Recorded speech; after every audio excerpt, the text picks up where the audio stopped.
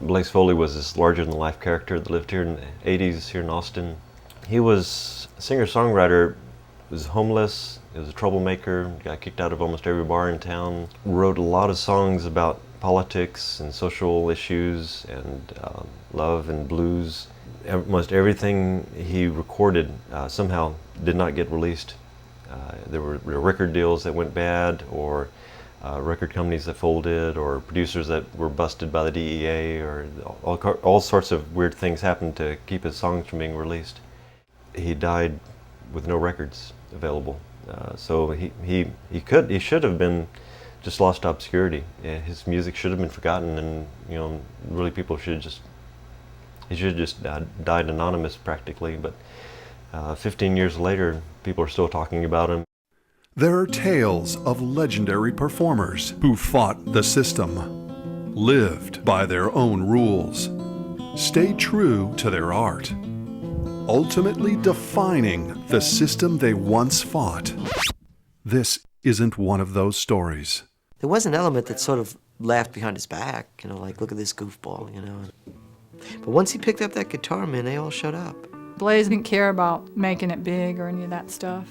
I think he would have accepted things that came his way, but he wasn't going to compromise himself. Get used to being alone, change your words to the song, start singing again. He was interested in being who he was, and if the rest of the world bought into it, fine. If they didn't, the hell with them. I just went up to him and said, hey, I want to write an article about you. I was thinking I'm really going to expose this guy to the world. And he said, that's great, be happy to meet with you. And then a week later, he was dead.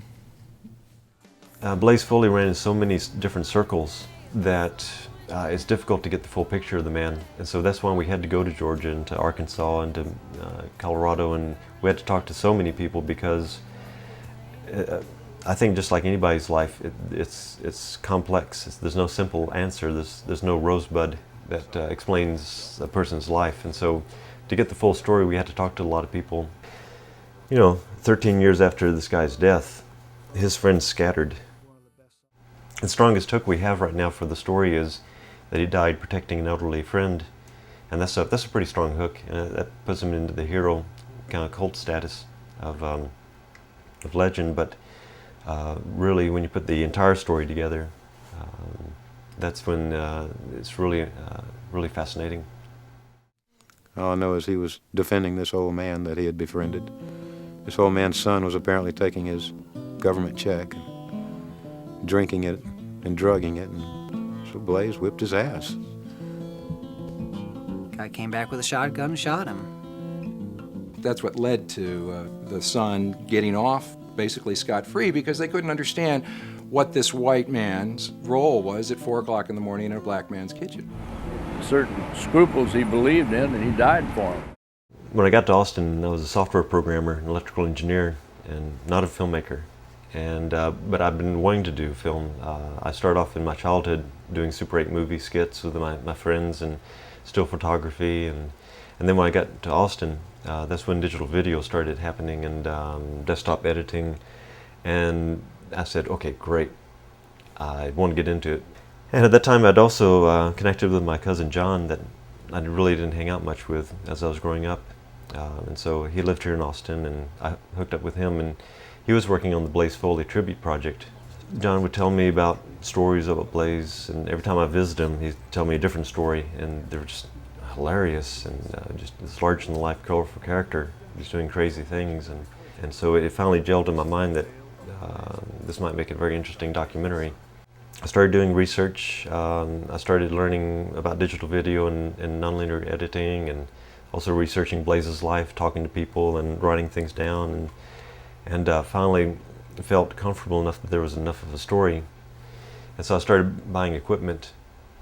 I realized that there were a lot of people in my position that wanted to do video but couldn't afford the equipment, so I started renting my equipment out to people and started this company that's grown into a rental company. And my focus has always been to support student filmmaking and people who are just getting started. It's just been a great journey for me. I've learned a lot about video, a lot about editing, a lot about storytelling, and a lot about the business of movies, which is the best of all worlds. Creativity, technology and business. I don't know any other industry where you can have all three of those. So the phase we're in right now is doing assemblies. We're taking all of our interviews, assembling them into topics and themes, and then we're whittling those down into first draft assemblies. And then this next month we'll be fine-tuning those into rough cut assemblies about different aspects of his life. And hopefully in September we'll have a fine cut suitable for film festival submission. And then January 2007 is our goal for having a lock on picture and sound.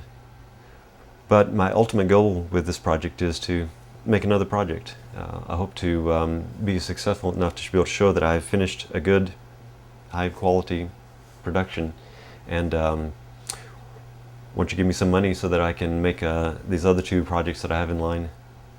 And so that's my ultimate goal. I want to infect the world with Blaze Foley and continue working as a filmmaker. Short of that, I'll go and teach film somewhere.